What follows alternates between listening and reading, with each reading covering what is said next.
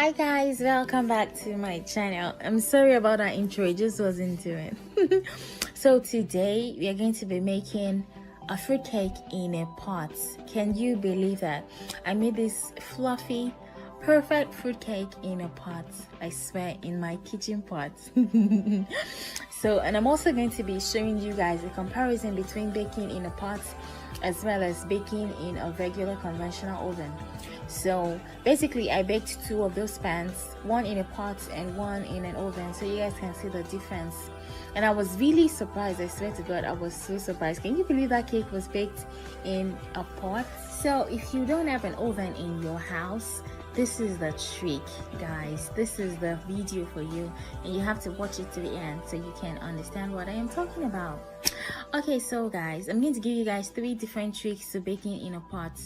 The first thing you have to make sure is you have to make sure your windows are open, because guys, like, the kitchen was smoky as fuck, like everywhere was stuffy, and I was wondering why, until I realized that, okay girl, you're baking in a pot and your windows are closed, so I had to open up the windows. And the second trick is, when you turn on the heat, you have to turn on the heat to high at first, so the first 5 minutes while your pot is on the heat, and then when you put your cake inside the pot, you should reduce it to the lowest, the barest minimum ever. Otherwise your cake will burn. It will like caramelize all around it, but the inside will not be done. So you just have a really hot pot and then reduce the heat so you can bake gradually.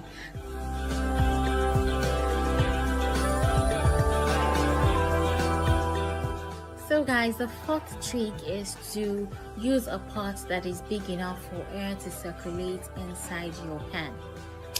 Do you understand? Okay, which means that was the reason why I used that little bowl, you know, so that it will be small enough to be able to fit inside the pot while I cover it, and still there will still be space for hot air to circulate inside the pot. Do you understand? Okay, I'm sure you do. So guys, let's get back to this cake. So right now I'm trying to caramelize the sugar, because caramelized sugar kind of makes your fruit cake very it gives it a very brown color. That's if you don't have brown sugar, of course. And then it also gives it this caramel taste. It is really amazing, I promise you guys. Okay guys, so we're going to transfer this into a pot, and then I'm going to mix all my batter together, and we're going to put it in 2 different baking pans, and then we're going to put one in the oven and the other one in a pot.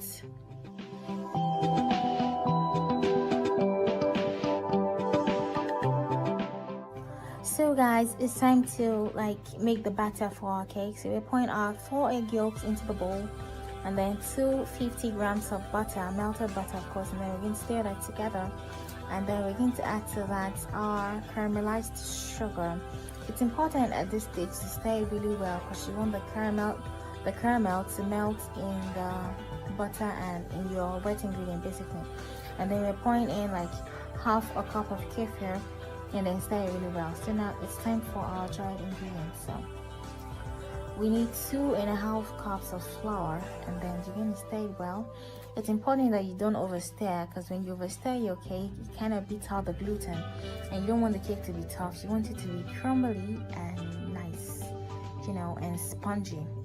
So, and then to that, I'm going to add a tablespoon of baking powder, a tablespoon of baking soda, a 1/4 teaspoon of salt, and then we're going to stir everything together. And then the last thing we're going to add is the fruit. And don't forget, we marinated this fruit in some orange. I know I didn't say that, but I hope you read it on the screen. In some orange, like I squeezed some orange into it the night before so it could soak, because I didn't want to use alcohol. So now our whipped up egg whites. So we're going to fold this in gradually in 3 batches. The reason why you're folding it in 3 batches is because you want it to still hold up the, you know, the volume.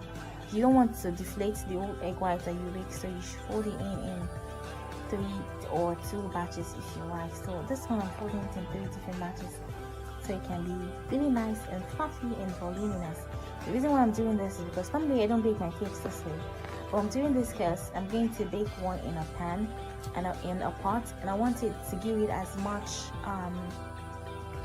as I want to give it a lot of chance to really rise. And I don't know, if you bake your cake this way, like you're already like helping it rise because of the air you already beat into the egg whites. So that's the reason why I'm doing this, because I'm about to put it in the pot. So let's see how this goes, guys. So now I'm going to transfer the batter into 2 different pans, the same pans, and I'm going to try to fill them at equal lengths as possible, because I want to see which one bakes first and how it bakes and which one is better.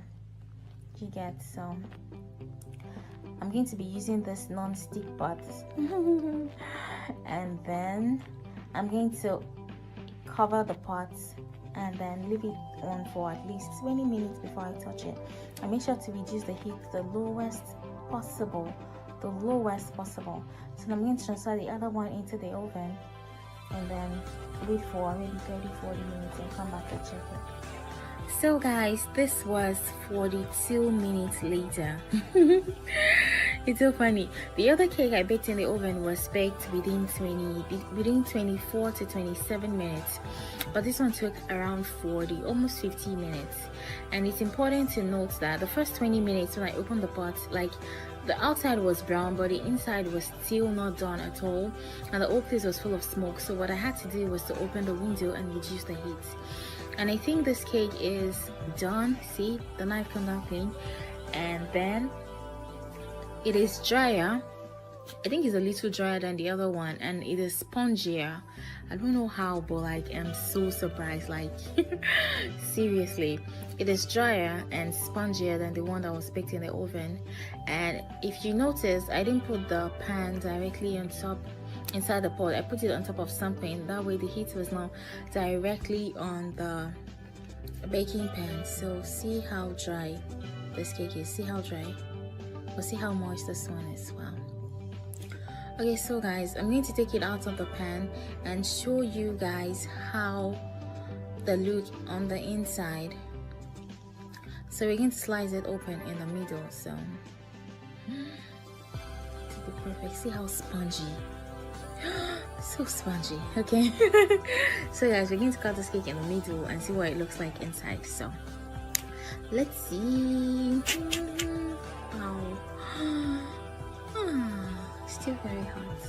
Then look at this one.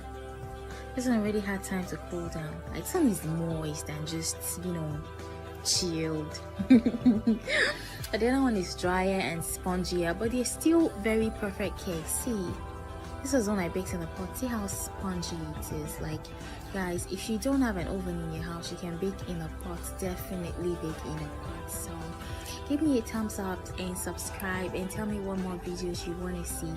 I hope you guys learned a few things. Thank you guys for watching, and I'll see you in my next video.